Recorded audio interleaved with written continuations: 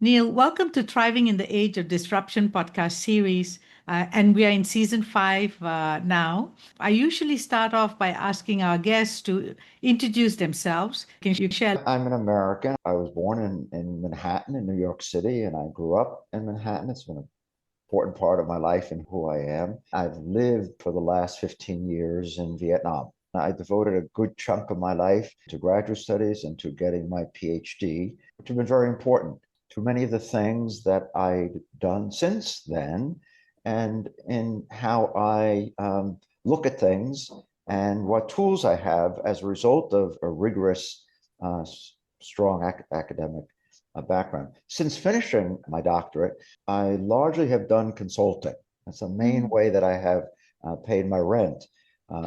Initially, I started out with one of the international financial and consulting services firms, and I worked my way up over half a dozen years to being a partner at PricewaterhouseCoopers as a consultant, primarily focused on hospitality, tourism, real estate, some entertainment, and a little bit of fashion. I think because of the entrepreneurial spirit, I had for decades my own first Los Angeles and then also New York City based consulting firm, working in all the many industries that I just outlined.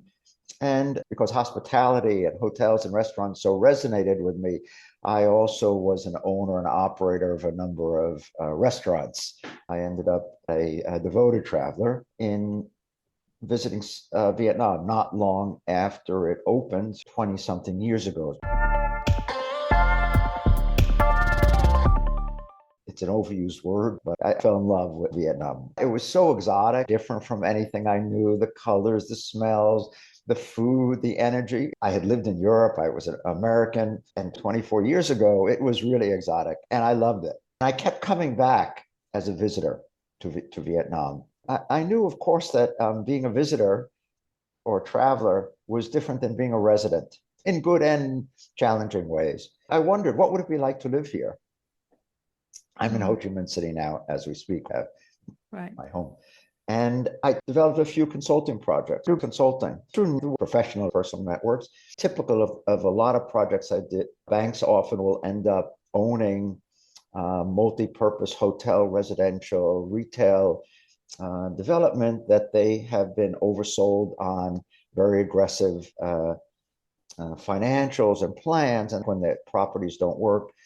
And banks will hire consultants like myself and others to figure out what they should do. Should they sell them? Should they try to turn them around and manage them for a while?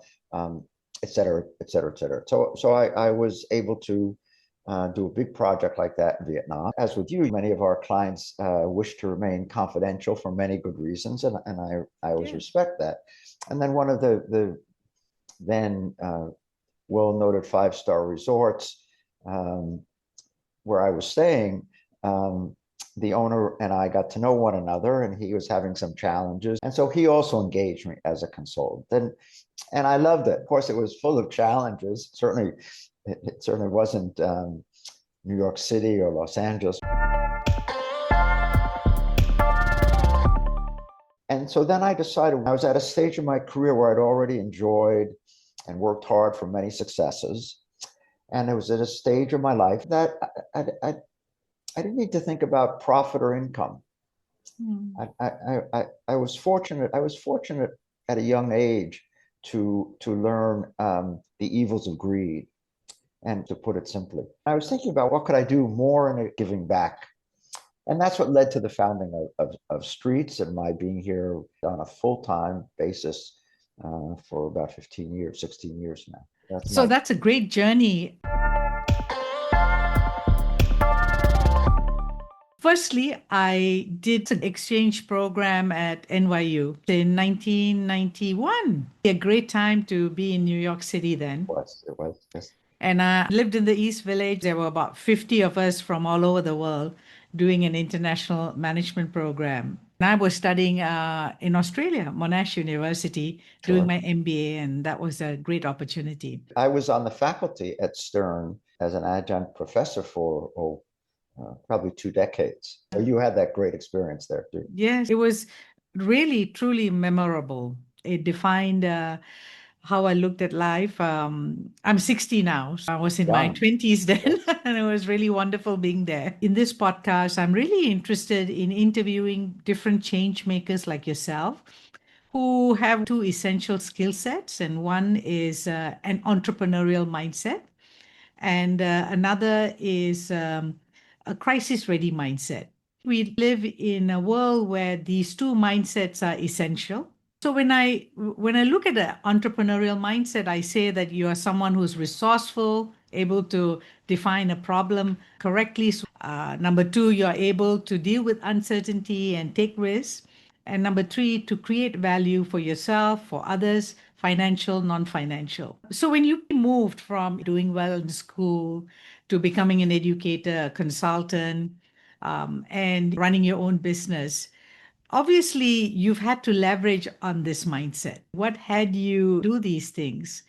I was fortunate that my um, graduate studies were very research based, strong on data and research, quantifiable and qualitative.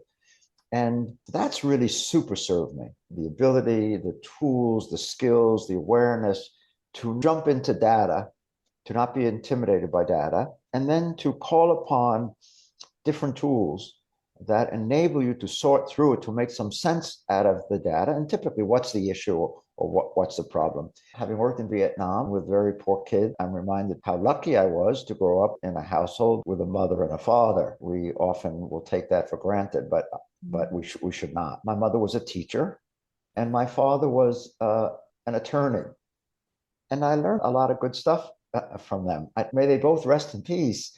I don't know that I would say they were the best parents in the world, but I was lucky in that they were both good people and had very good moral compasses and made sure, as much as a parent can make sure of anything in their children. I have a 15-year-old daughter, and one of the things that I'm focusing on, that she too has a good moral compass. She's surprised how little I care about her grades in school. Fortunately, she's a good student. There's a lot of seductive distractions out there, and it's important to have a way to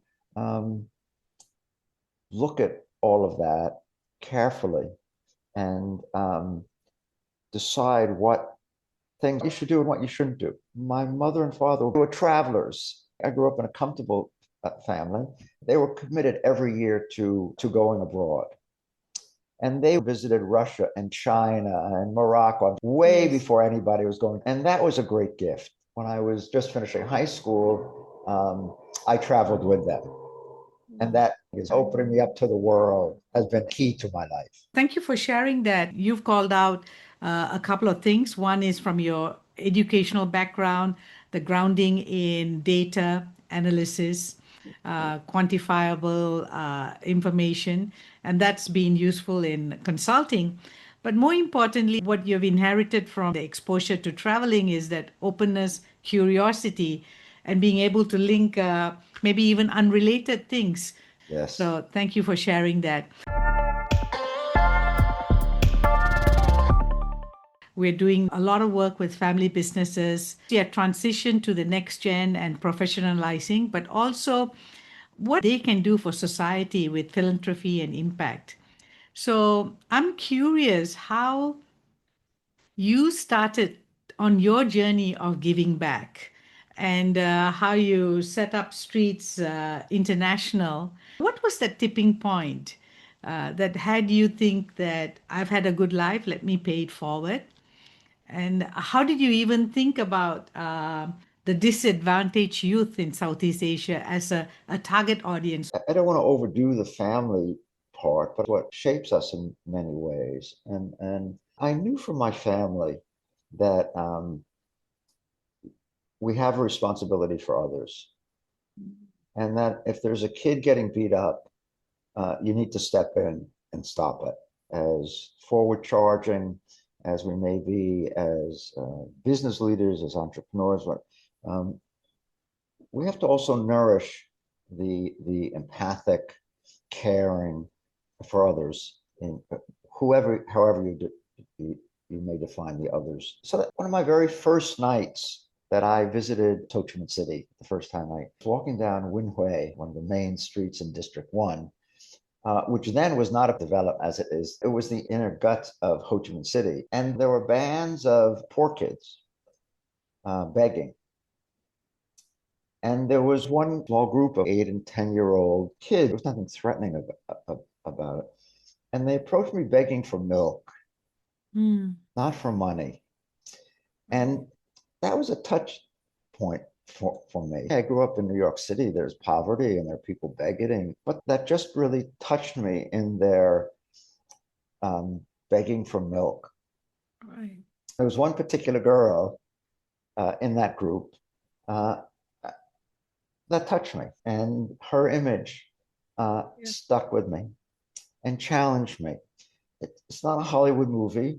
It didn't keep me up at nights, but it stuck with me and came back to me repeatedly. There were a number of so-called street kid restaurants all over the world, but particularly in Southeast Asia, Cambodia, and Laos, and Vietnam, and Thailand, taking some kids off the street and helping to clean them up and give them a place to sleep and a little bit of employment. I tended to go and have a meal and make a small donation. And I've always come away with the same impression that their initiative started good, really big-hearted people who typically don't know anything about restaurants or food or guest service or education.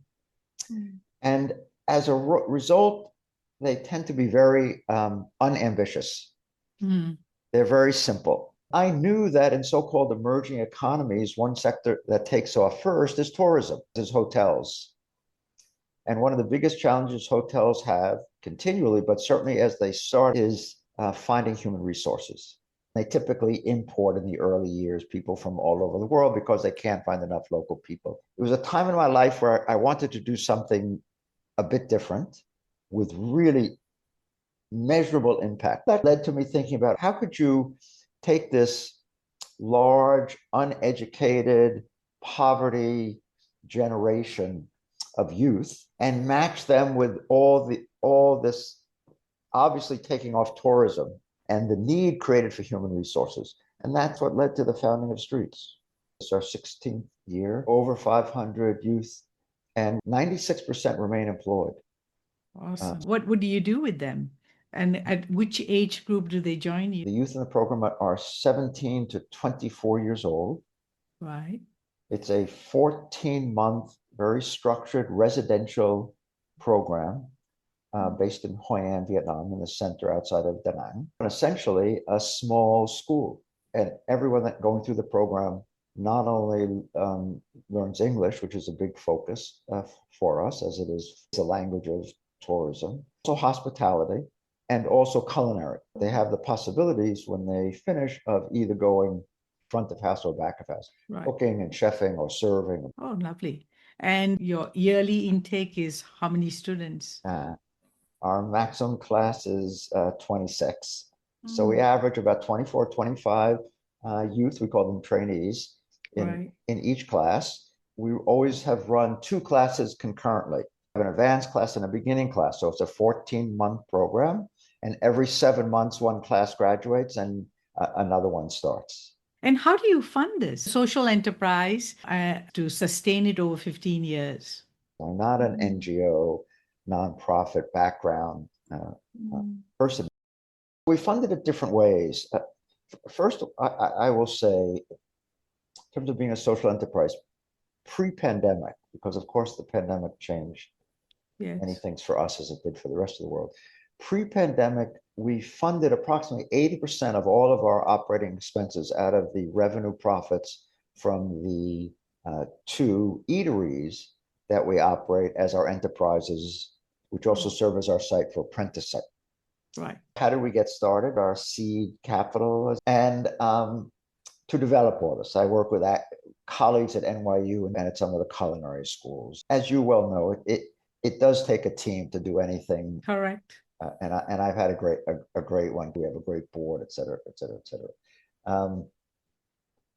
So I knew I wanted to do social enterprise. I didn't need any income myself, but I knew the ambitious nature of what I wanted to do required some sizable funds to Yeah. start. I started with some of my own funds and some family contributions, and some friends and colleagues all said, well, if you're going to do it, okay, well, we're not talking about big dollars, but enough to get going. And I was very focused on the social enterprise model. Mm. And I was, as anyone does when they're fundraising, networking to see where there might be some deep pockets. This is 17, 18 years ago. It was a less well-known concept, but I was committed to it, and I spoke to anybody that would listen. I was fortunate enough to meet a man named Dec Ryan in the early days. Dec Ryan is part of the Ryan family from Ryanair in Ireland. Right. In addition to many other things, Declan is an extraordinarily generous and philanthropic person. He's had his own foundation. He's a very successful businessman with also a very big heart. And I was lucky enough to meet Declan. He had some connectivity to Vietnam already. And after not long, he invited me to Dublin, one of his homes. And he liked what I said. I know how to speak spreadsheet, and you need to. And Declan liked the idea. He felt I was credible because of the work I did. And we met a few times. We've become friends through the years. Also, a lot of appreciation to Declan, and a few other. Actually, it's interesting. I heard that he also supported Miss Oang in the North with CSIP. Yes. And that's when I first heard about him. That's exactly right. Yeah. That was after he was supporting us, I believe. He has supported others. He does have some connectivity to Vietnam. And Declan basically said his approach, I'll fund you to get you started. Tell me what you need. And that's it. Declan largely funded us for the first 2 years. And that was great. And then we started to do an annual fundraiser in New York City with our growing board of directors and my network. That's been a successful annual event that we've done almost every single year from the first year. Right. And it continued to grow from there. Great. There are many definitions. I think that many things that call themselves social enterprises are not. The term of social enterprise has been, like a lot of things, exploited in a not good way, in a way that it's used as a marketing tool. Correct. For something that might be a legitimate business, might have good practices. It doesn't necessarily be evil, but it's not a social enterprise. To circle back, it's an enterprise of some sort. So there's a product and there's a service and there's a sale but it has to be principally, not secondarily, I believe, principally with a mission that addresses one of any number of social, environmental, civic, global problems or challenges. I think at its core, if it doesn't do that, it could be many other good things, but it's not really a social enterprise. So social enterprise has to be an enterprise first and foremost, although conducted in a good, decent way, but that its chief mission is addressing any one of a number of very important issues that we know need addressing. Very nice. So you're pointing to an enterprise to deliver a service or a product, and its core mission has to be to impact some change with a beneficiary group, either in social, environmental, or in any kind of social and yes, absolutely. Right. That's right. Yeah. There's also this confusion that people have: not-for-profit, non-profit. You're an expert here, so I want to have this discussion. I think that legitimate social enterprises can have different frames, different forms of government. It can be a for-profit organization. It can be a not-for-profit organization. It can be a hybrid of for-profit or not-for-profit. That's what Streets is. Right. And increasingly in some places, like Britain, for example, there are specific designations, we would call it incorporations or certifications, of social enterprise. Correct. Right? So it can be any one of those different models. I don't think that one is necessarily better than the next. If the first layer that we spoke about of criteria of what it does, how it does it, and what its mission, if that's met, I think the model can be different models. The street is a hybrid. We're a very innovative hybrid model that I'm proud of because it incorporates both not-for-profit and for-profit. So in the US, street is a 501c3, which is the tax code for not-for-profit. Oh, okay. And you can think of that as perhaps the parent corporation or parent. Right. In Vietnam, we operate with business licenses. We're a business. Okay. We have for our restaurant, because of the licensing categories here, we have restaurant food licenses, and we have training, not education, training licenses. Right. And those are fully owned, if you will, by the not-for-profit parent. And so in Vietnam, we pay taxes, for example. And I think it's a good model. The question would be, well, why? Why that model? I speak about this frequently and openly. So there are advantages and disadvantages to both. Someone has a social enterprise certification, but it's very questionable. I don't know if there's much value in it. And yes. The not-for-profit status, and particularly in many Western countries, gives you a lot of room to operate, a lot of latitude, and with good governance requirements, and avoiding having to pay taxes. So you don't have the burden of tax liability against the fund you. Correct.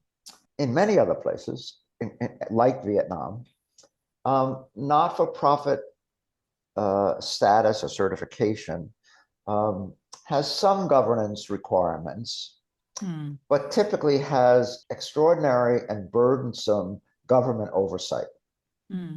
As an entrepreneur, I find that very limiting in what you could do. Whereas a business license gives you much more freedom and ability to do within certain laws what you can do. And I can give you a very specific example if it would help. Because when we started, we first formed the 501c3 in the US. And then we were on the ground in Vietnam researching and figuring out what do we do. We knew that the training, the education we wanted to do to be really good and professional, and that required, in addition to resources, very good curriculum. And we informed that if you're not-for-profit in Vietnam, any curriculums used in any materials need government approval. Right. And so we developed first the beginning of our English language curriculum. Our kids finish in 14 months with English capabilities, sometimes equivalent to university graduates in Vietnam in their English speaking and comprehension. When we met with the authorities, they said, oh, no. They wouldn't approve our curriculum. And they said, but you can use our curriculum. And they shared their English language curriculum. It was garbage. If you know Vietnam, English language instruction here still needs a lot of development. I remember meeting with the authorities in Da Nang. They said, no, if you're going to get a not-for-profit license here and do training and teach English, you must use the government-approved curriculum. And we decided at that point, the only way to do that was, if we were a business, you can teach more or less whatever you want. You can say, I'm teaching my employees. So we realized that the liability of taxes, which was much less of a liability than having to meet all the government regulations. So that hybrid model has given us the most flexibility to be as good as we possibly could be in the different environments that we work in. That's a really innovative business model, like you said, especially also to have the not-for-profit in the US and have access to other donors through that network as well. That's exactly right. It's a hybrid model that's worked very, very well. And whenever I have the opportunity, I encourage others to consider those possibilities as well.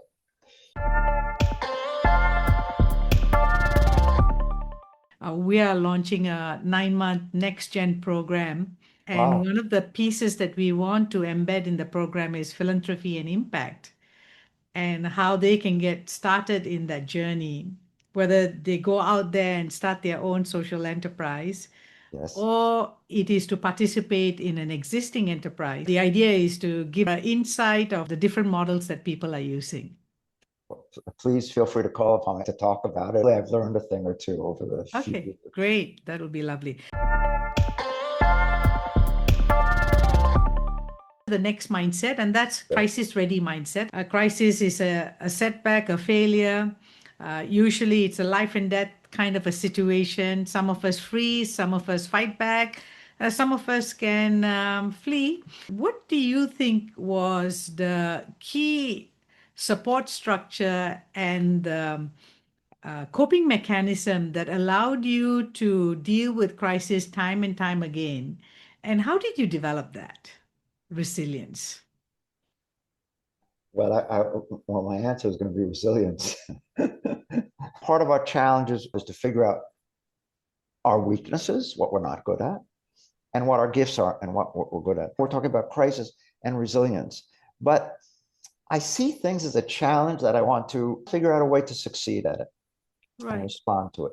Mm, And I can't tell you where that comes from exactly. I recognize that mm, in myself. And mm. I'm appreciative that I was blessed with that core. I think having a regular pat on the back is super important for all of us in how we develop our Yeah. competencies. Early on, I had a mentor when I had to do a kind of an internship as part of my master's program. He said something to me, Neal, never forget, it's lonely at the top. Mm. And he's right, it is lonely at the top. Knowing that makes it less lonely. We're better prepared for it. Right. It's And a kind of an awareness. yes, and I found out it comes from an old Chinese proverb, which is, it's cold at the top of the mountain. And so if you know it's cold at the top of the mountain, you could be prepared for it, and it won't be as cold as you're prepared for it. And I think that's a big part of resilience. In crisis situations, they call upon us to lead our way through them, right? I also heard one more piece Yes. in how you described it. Yes, there is that knowing, but there's also that accepting, which sort of you go with the flow. It Yes. sort of reminds me also of how my grandmother and that Ah, generation of people related to doing everything as a sense of duty. But yes. I would never hear from her it was difficult or can't be done or I don't want to do it. It's in front of you, therefore it's your duty. I completely agree. Let's move on. Spirituality. Where are you in your spiritual Uh, journey and how do you define spirituality? Or what's your spiritual practice? Spirituality is important. It's a very personal, individual thing, and everybody need a house as a practice. Mm. All the great religions have a house, whether it's a temple or a pagoda or a church Mm. or a synagogue. There's a place one can go to. That house can be any number of the institutional places. It can be a park, the ocean, the seaside. Yeah. Um, but one should know what your house or houses are and make sure you visit them. I'm not Catholic. I just I just came back from a few weeks in Europe and in Germany, visited some of the most beautiful. It was around the time that Luther was kind of fighting the Catholics, and sitting in some of those churches. It doesn't matter what book one might read, right, or what Yeah. philosophy. You can't help but feel the power, feel your presence. So I think we all need to have a practice, but also a practice with some physicality to it. It could be pickleball, it could be jogging, it could be running. For me, I'm an avid yoga practitioner. Oh, For many years, I have a master teacher in India that I work with. It's a very disciplined, challenging, difficult form of yoga that works yeah, for me, correct. and I'm devoted to it as Yeah, part of your spirituality. As yeah. that there needs to be some physicality to your practice. Oh, that's lovely. You've brought a new dimension to this conversation. I love the analogy of having a house where you come to worship or to be present or to connect. And Yes, that physical aspect to the practice is also important because it's like a reminder. It's also the validation of that connection. yes, yes. Yeah, yeah, lovely.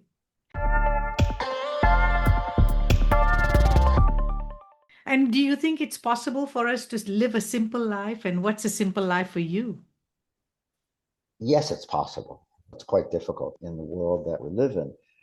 Um, I don't want to be a hypocrite. I try to simplify my complicated life, my Mm, diverse, multi-resident, multi-country, multicultural life to be as simple as it can be wherever it can be. Because it's a big challenge uh, mm, for me and for everybody, but it's an important one. yeah. I think when we think about simple life, we need to realize the poison that's all around us Mm, with the screen and a little bit with AI.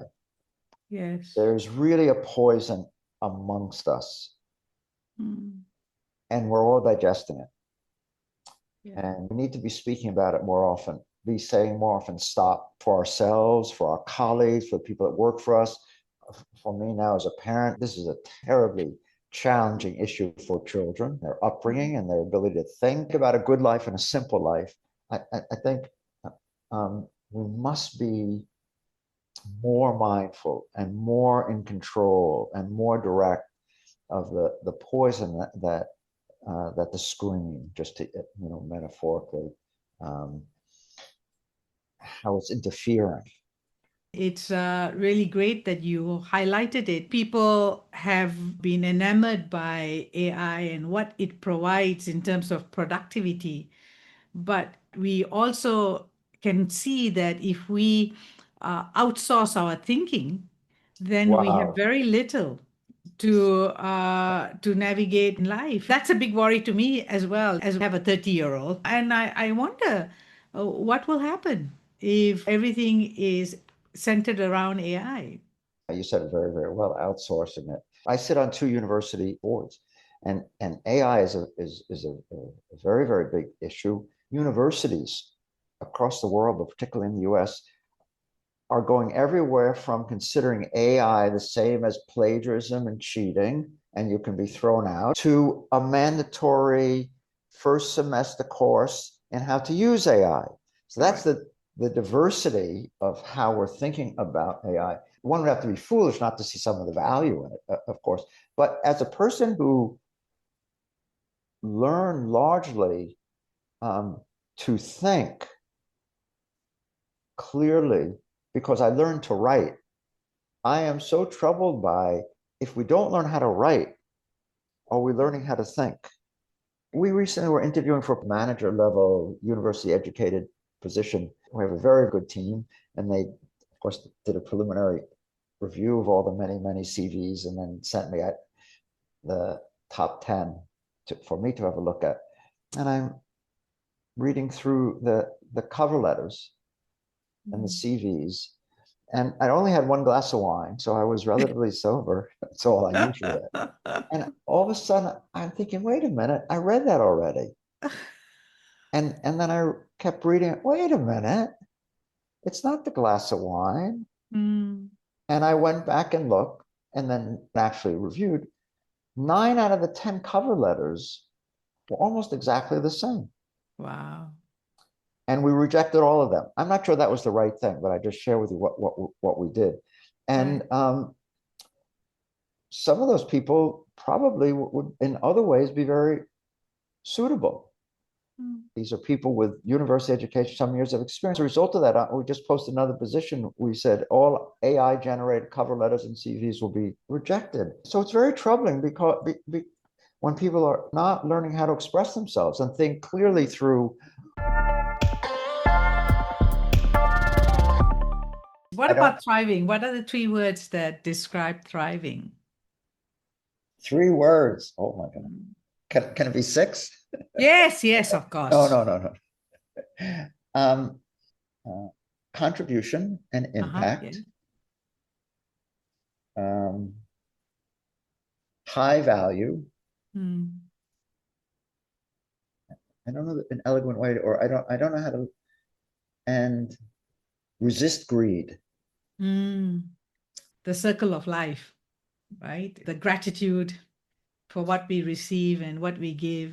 Yes. Because if we don't keep that circle going on, there's no giving and no receiving. Yes, you're correct. Neal, I've really enjoyed our conversation. Thank you for a very thought-provoking session. Well, because you're thought-provoking, and I appreciate that a lot about you. And thank you. I hope that we have many more opportunities to discuss, and let's find a way to collaborate. Yes. More good people around the table is always better than less good people. And I would be delighted to sit around any table with you. It's been a great discussion, and I appreciate all that you've done a lot. Thank you. Thank you, Neal. Okay, lovely. Okay. See you soon in Ho Chi Minh City or in Hanoi if you are up there. Okay, very good. Okay. Thank you. Thank you. Bye-bye now. Bye-bye.